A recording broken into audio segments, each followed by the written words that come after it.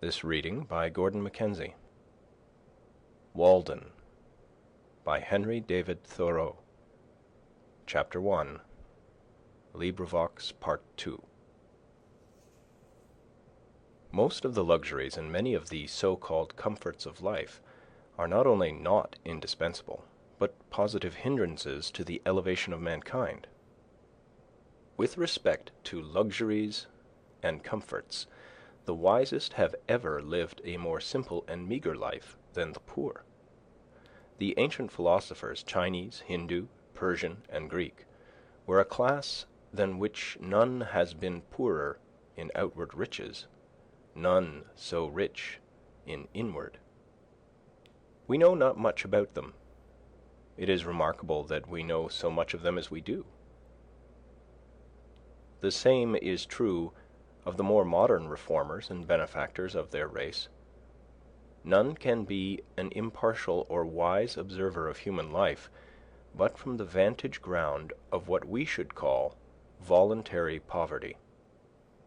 Of a life of luxury, the fruit is luxury, whether in agriculture or commerce or literature or art.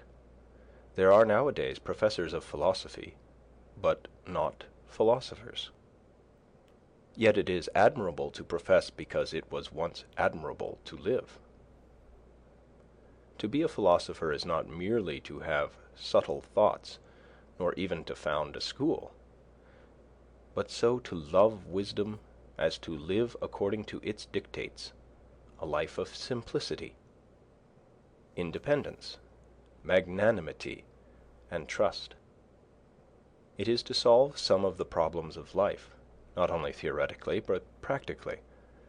The success of great scholars and thinkers is commonly a courtier-like success, not kingly, not manly.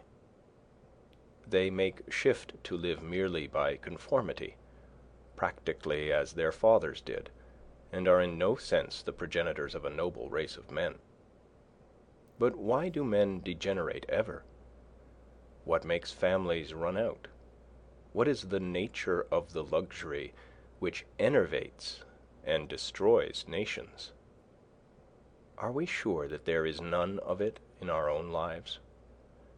The philosopher is in advance of his age, even in the outward form of his life. He is not fed, sheltered, clothed, warmed, like his contemporaries. How can a man be a philosopher and not maintain his vital heat by better methods than other men? When a man is warmed by the several modes which I have described, what does he want next? Surely not more warmth of the same kind, as more and richer food, larger and more splendid houses, finer and more abundant clothing, more numerous, incessant, and hotter fires, and the like. When he has obtained those things which are necessary to life, there is another alternative than to obtain the superfluities, and that is to adventure on life now, his vacation from humbler toil having commenced. The soil, it appears, is suited to the seed, for it has sent its radicle downward, and it may now send its shoot upward also with confidence. Why has man rooted himself thus firmly in the earth, but that he may rise in the same proportion into the heavens above? For the nobler plants are valued for the fruit they bear at last in the air and light, far from the ground, and are not treated like the humbler esculents, which, though they may be biennials, and cultivated only till they have perfected their root, and often cut down at top for this purpose, so that most would not know them in their flowering season. I do not mean to prescribe rules to strong and valiant natures, who will mind their own affairs, whether in heaven or hell, and perchance build more magnificently and spend more lavishly than the richest, without ever impoverishing themselves, not knowing how they live, if indeed there are any such, as has been dreamed, nor to those who find their encouragement and inspiration in precisely the present condition of things, and cherish it with the fondness and enthusiasm of lovers. And, to some extent, I reckon myself in this number.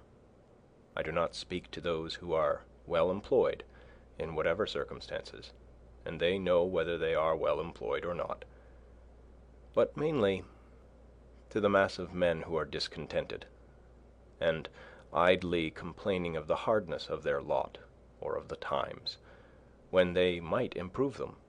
There are some who complain most energetically and inconsolably of any, because they are, as they say, doing their duty.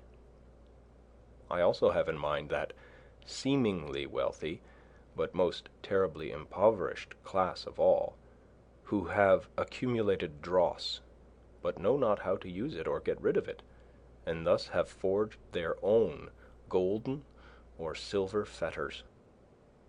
If I should attempt to tell how I have desired to spend my life in years past, it would probably surprise those of my readers who are somewhat acquainted with its actual history. It would certainly astonish those who know nothing about it. I will only hint at some of the enterprises which I have cherished. In any weather, at any hour of the day or night, I have been anxious to improve the nick of time, and notch it on my stick too, to stand on the meeting of two eternities, the past and future, which is precisely the present moment, to toe that line. You will pardon some obscurities, for there are more secrets in my trade than in most men's, and yet not voluntarily kept, but inseparable from its very nature. I would gladly tell all that I know about it, and never paint no admittance on my gate. I long ago lost a hound, a bay horse, and a turtle dove, and am still on their trail. Many are the travelers I have spoken concerning them, describing their tracks and what calls they answered to. I have met one or two who had heard the hound and the tramp of the horse, and even seen the dove disappear behind a cloud, and they seemed as anxious to recover them as if they had lost them themselves. To anticipate, not the sunrise and the dawn merely, but if possible, nature herself. How many mornings, summer and winter, before yet any neighbor was stirring about his business, have I been about mine? No doubt many of my townsmen have met me returning from this enterprise, farmers starting for Boston in the twilight, or wood choppers going to their work. It is true, I never assisted the sun materially in his rising, but doubt not it was of the last importance only to be present at it. So many autumn days and winter days spent outside the town, trying to hear what was in the wind, to hear and carry it express. I well nigh sunk all my capital in it, and lost my own breath into the bargain, running in the face of it. If it had concerned either of the political parties, depend upon it, it would have appeared in the Gazette with the earliest intelligence. At other times, watching from the observatory of some cliff or tree to telegraph any new arrival, or waiting at evening on the hilltops for the sky to fall, that I might catch something, though I never caught much, and that, manna-wise, would dissolve again in the sun. For a long time I was reporter to a journal, of no very wide circulation, whose editor has never yet seen fit to print the bulk of my contributions, and, as is too common with writers, I got only my labor for my pains. However, in this case my pains were their own reward. For many years I was self-appointed inspector of snowstorms and rainstorms, and did my duty faithfully, surveyor, if not of highways, then of forest paths, and all across lot routes, keeping them open, and ravines bridged and passable at all seasons, where the public heel had testified to their utility. I have looked after the wild stock of the town, which give a faithful herdsman a good deal of trouble by leaping fences, and I have had an eye to the unfrequented nooks and corners of the farm, though I did not always know whether Jonas or Solomon worked in a particular field today. That was none of my business. I have watered the red huckleberry, the sand cherry, and the nettle tree, the red pine and the black ash, the white grape and the yellow violet, which might have withered else in dry seasons. In short, I went on thus for a long time, I may say it without boasting, faithfully minding my business, till it became more and more evident that my townsmen would not, after all, admit me into the list of town officers, nor make my place a sinecure with a moderate allowance.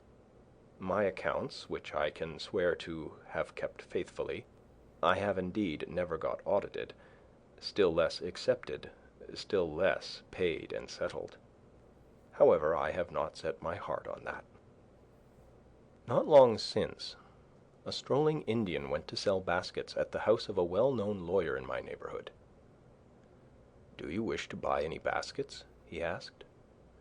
"No, we do not want any," was the reply. "What?" exclaimed the Indian as he went out the gate. "Do you mean to starve us?" Having seen his industrious white neighbors so well off that the lawyer had only to weave arguments, and by some magic wealth and standing followed, he had said to himself, "I will go into business.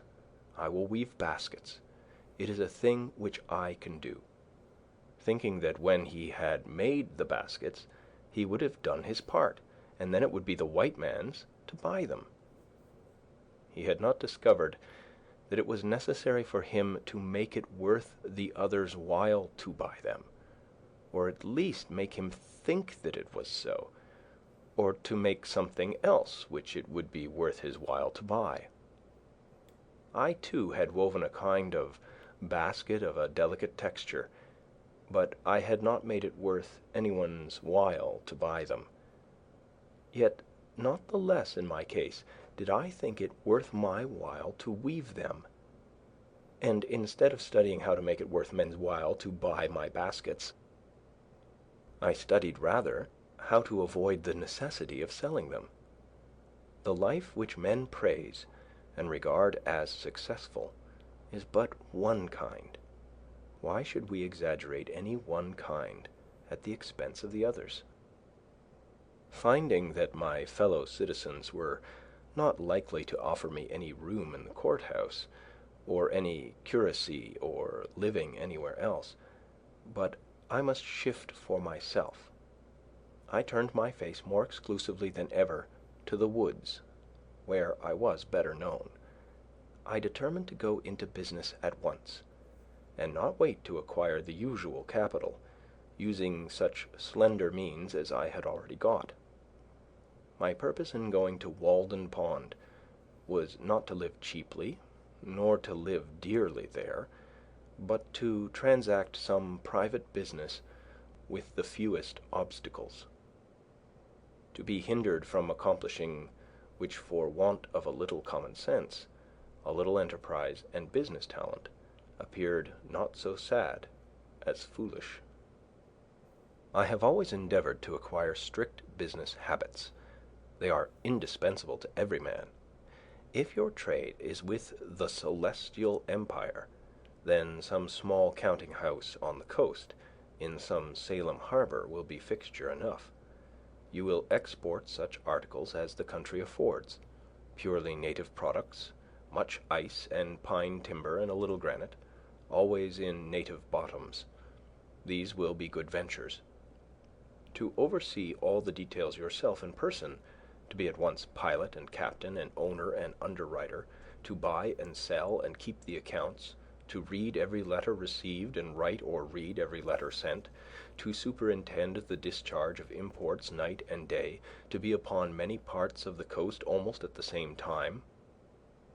Often the richest freight will be discharged upon a Jersey shore, to be your own telegraph, unweariedly sweeping the horizon, speaking all passing vessels bound coastwise, to keep up a steady dispatch of commodities for the supply of such a distant and exorbitant market, to keep yourself informed of the state of the markets, prospects of war and peace everywhere, and anticipate the tendencies of trade and civilization, taking advantage of the results of all exploring expeditions, using new passages and all improvements in navigation, charts to be studied, the position of reefs, and new lights and buoys to be ascertained, and ever the logarithmic tables to be corrected, for by the error of some calculator the vessel often splits upon a rock that should have reached a friendly pier.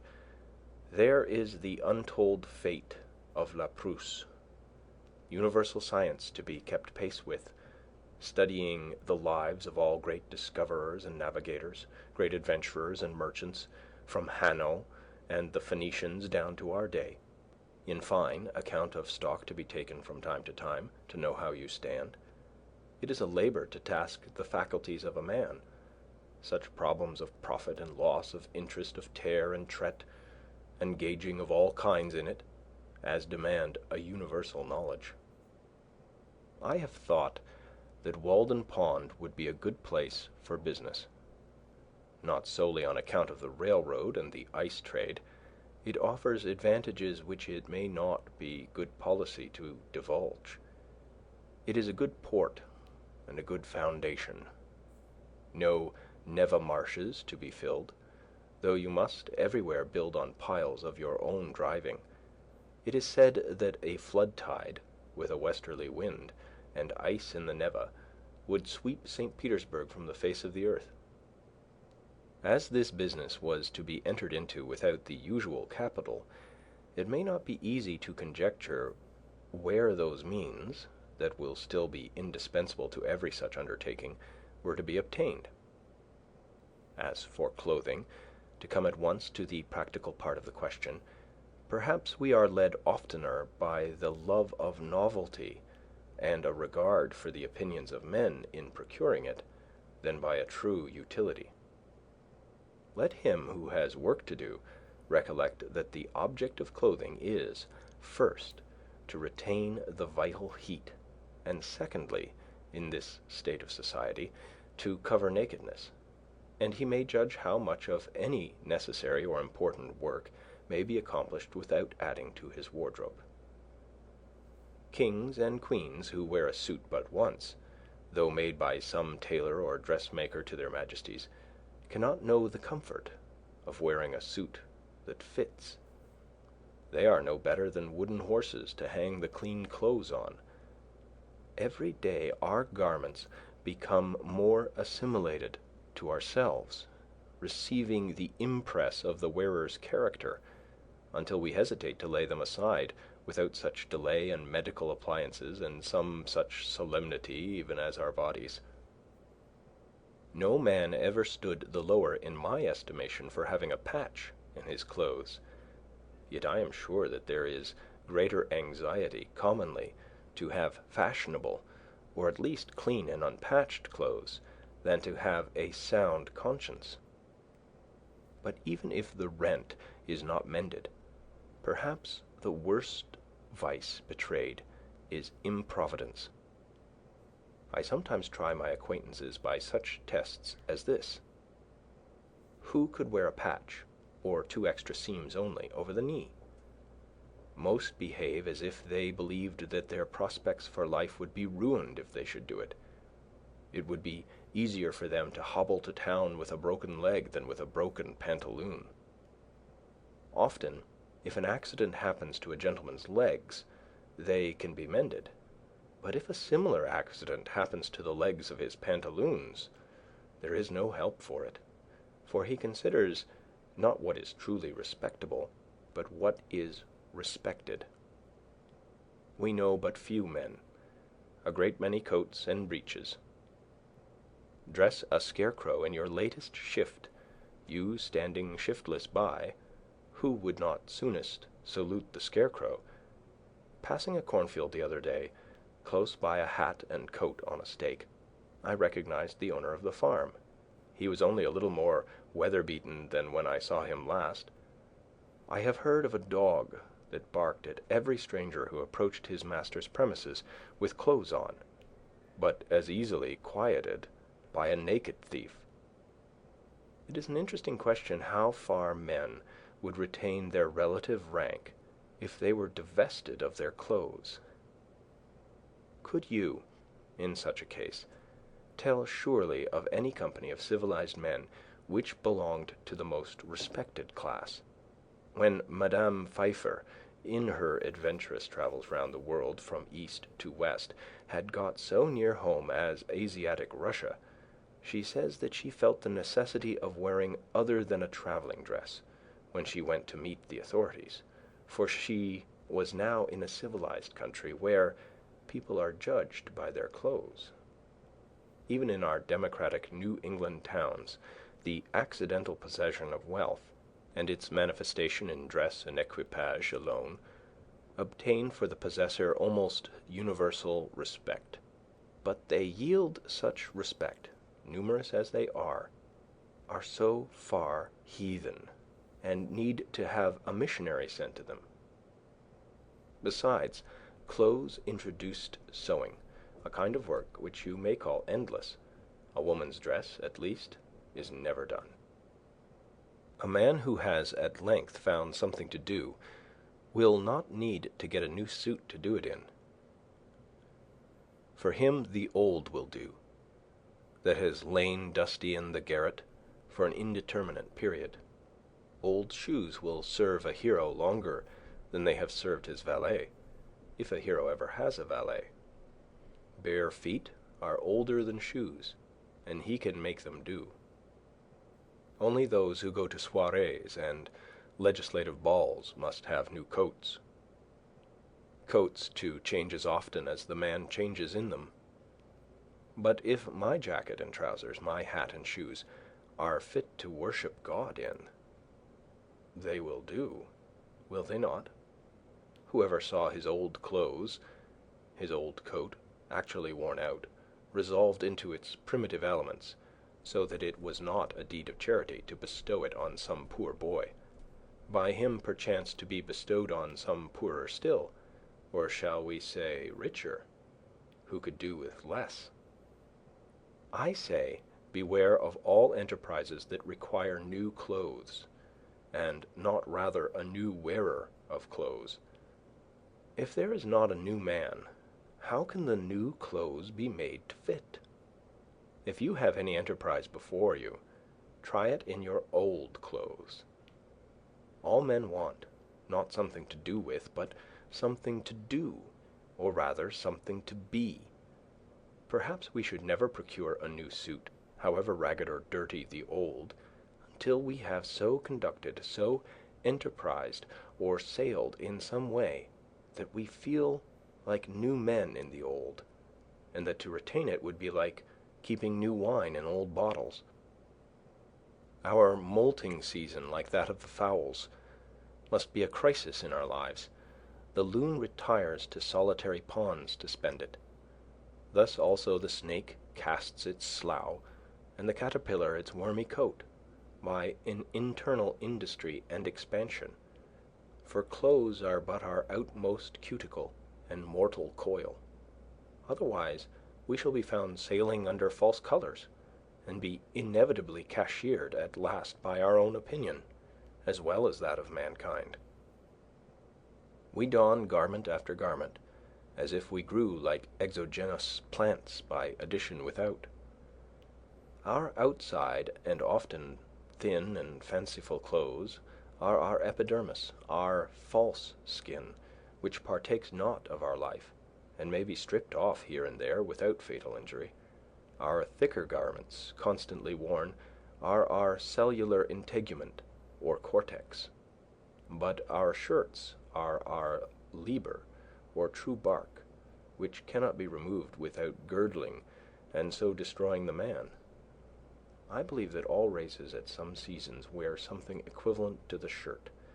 It is desirable that a man be clad so simply that he can lay his hands on himself in the dark, and that he live in all respects so compactly and preparedly that, if an enemy take the town, he can, like the old philosopher, walk out the gate empty-handed, without anxiety.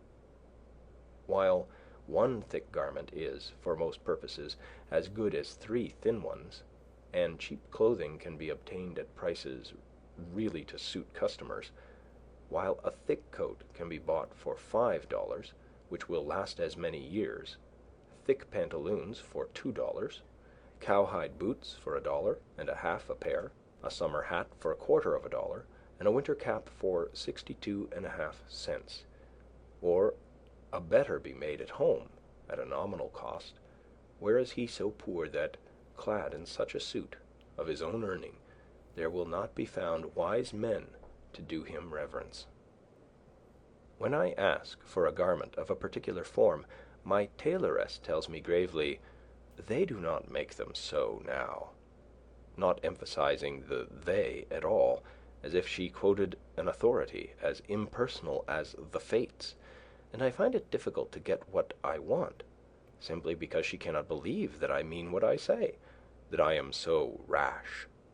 When I hear this oracular sentence, I am for a moment absorbed in thought, emphasizing to myself each word separately that I may come at the meaning of it, that I may find out by what degree of consanguinity they are related to me, and what authority they may have in an affair which affects me so nearly. And finally, I am inclined to answer her with equal mystery, and without any more emphasis of the "they." Quote, "It is true, they did not make them so recently, but they do now." End quote. Of what use this measuring of me if she does not measure my character, but only the breadth of my shoulders, as it were a peg to bang the coat on? We worship not the graces, nor the parse, but fashion. She spins and weaves and cuts with full authority. The head monkey at Paris puts on a traveler's cap, and all the monkeys in America do the same. I sometimes despair of getting anything quite simple and honest done in this world by the help of men. They would have to be passed through a powerful press first, to squeeze their old notions out of them, so that they would not so soon get upon their legs again. And then there would be some one in the company with a maggot in his head, hatched from an egg deposited there nobody knows when, for not even fire kills these things, and you would have lost your labor. Nevertheless, we will not forget that some Egyptian wheat was handed down to us by a mummy. On the whole, I think that it cannot be maintained that dressing has in this or any country risen to the dignity of an art. At present men make shift to wear what they can get. Like shipwrecked sailors, they put on what they can find on the beach, and at a little distance, whether of space or time, laugh at each other's masquerade. Every generation laughs at the old fashions, but follows religiously the new. We are amused at beholding the costume of Henry VIII or Queen Elizabeth as much as if it was that of the king and queen of the Cannibal Islands. All costume off a man is pitiful or grotesque. It is only the serious eye peering from and the sincere life passed within it which restrain laughter and consecrate the costume of any people. Let Harlequin be taken with a fit of the colic, and his trappings will have to serve that mood too. When the soldier is hit by a cannonball, rags are as becoming as purple. The childish and savage taste of men and women for new patterns keeps how many shaking and squinting through kaleidoscopes that they may discover the particular figure which this generation requires today. The manufacturers have learned that this taste is merely whimsical. Of two patterns which differ only by a few threads more or less of a particular color, the one will be sold readily, the other lie on the shelf, though it frequently happens that after the lapse of a season the latter becomes the more fashionable. Comparatively, tattooing is not the hideous custom which it is called. It is not barbarous merely because the printing is skin deep. and unalterable. I cannot believe that our factory system is the best mode by which men may get clothing. The condition of the operatives is becoming every day more like that of the English, and it cannot be wondered at, since, as far as I have heard or observed, the principal object is, not that mankind may be well and honestly clad, but unquestionably that corporations may be enriched. In the long run, men hit only what they aim at. Therefore, though they should fail immediately, they had better aim at something high. As for a shelter, I will not deny that this is now a necessary of life, though there are instances of men having done without it for long periods in colder countries than this. Samuel Lang says that, quote, "The Laplander in his skin dress, and in a skin bag which he puts over his head and shoulders, will sleep night after night on the snow, in a degree of cold which would extinguish the life of one exposed to it in any woolen clothing." End quote. He had seen them asleep thus, yet he adds, quote, "They are not hardier than other people." End quote. But probably the man did not live long on the earth without discovering the convenience which there is in a house, the domestic comforts, which phrase may have originally signified the satisfactions of the house more than of the family, though these must be extremely partial and occasional in those climates where the house is associated in our thoughts with winter, or the rainy season chiefly, and 2/3 of the year, except for a parasol, is unnecessary. In our climate, in the summer, it was formerly almost solely a covering at night. In the Indian gazettes, a wigwam was the symbol of a day's march, and a row of them, cut or painted on the bark of a tree, signified that so many times they had camped. Man was not made so large-limbed and robust, but that he must seek to narrow his world and wall in a space such as fitted him. He was at first bare and out of doors, but though this was pleasant enough in serene and warm weather, by daylight, the rainy season and the winter, to say nothing of the torrid sun, would perhaps have nipped his race in the bud if he had not made haste to clothe himself with the shelter of a house. Adam and Eve, according to the fable, wore the bower before other clothes. Man wanted a home, a place of warmth or comfort, first of warmth, then the warmth of the affections. We may imagine a time when, in the infancy of the human race, some enterprising mortal crept into a hollow in a rock for shelter. Every child begins the world again to some extent, and loves to stay outdoors even in wet and cold. It plays house as well as horse, having an instinct for it. Who does not remember the interest with which, when young, he looked at shelving rocks or any approach to a cave? It was the natural yearning of that portion, any portion of our most primitive ancestor which still survived in us. From the cave we have advanced to roofs of palm leaves, of bark and boughs, of linen woven and stretched, of grass and straw, of boards and shingles, of stones and tiles. At last we know not what it is to live in the open air, and our lives are domestic in more senses than we think. From the hearth the field is a great distance.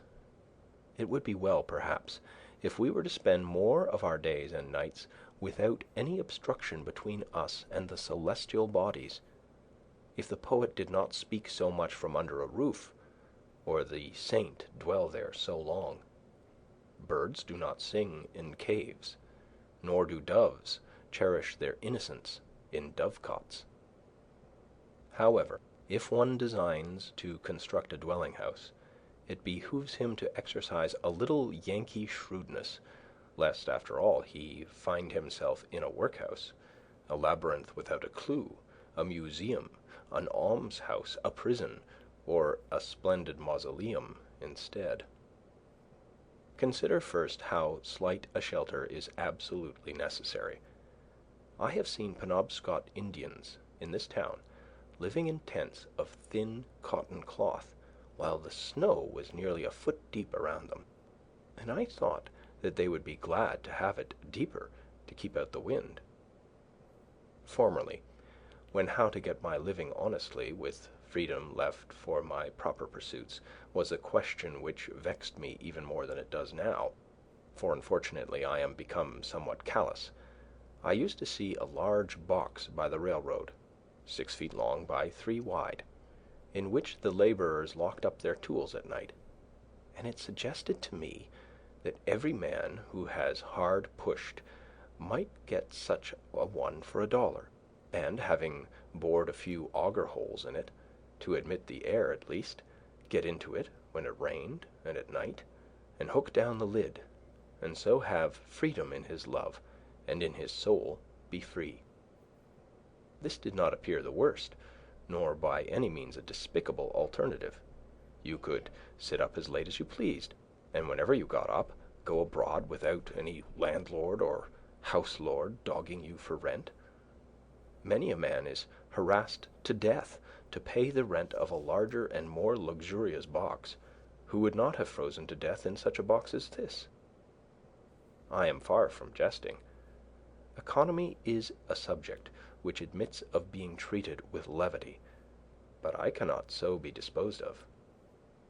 A comfortable house for a rude and hardy race, that lived mostly out of doors, was once made here almost entirely of such materials as nature furnished ready to their hands. Gookin, who was superintendent of the Indians, subject to the Massachusetts colony, writing in 1674, says, quote, "The best of their houses are covered very neatly, tight and warm, with barks of trees, slipped from their bodies at those seasons when the sap is up, and made into great flakes, with pressure of weighty timber, when they are green. The meaner sort are covered with mats, which they make of a kind of bulrush, and are also indifferently tight and warm, but not so good as the former.